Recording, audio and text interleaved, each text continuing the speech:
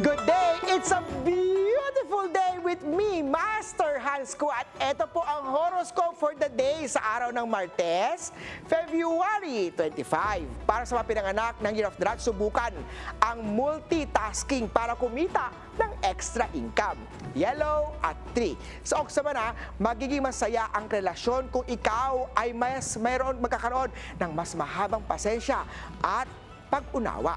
Red at 5. Kay Tiger naman tayo pagkakaroon ng tamang attitude ay magdadala ng magandang rewards. White at 7.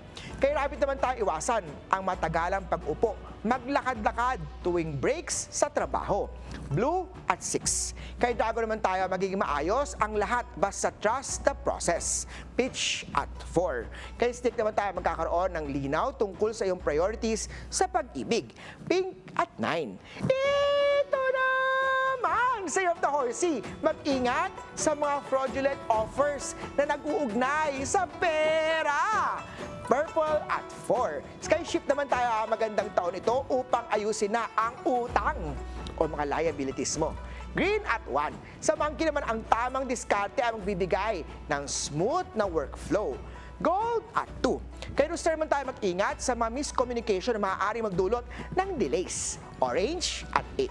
Kay Dog naman tayo magtabi para sa future travels o big project. Silver at 5.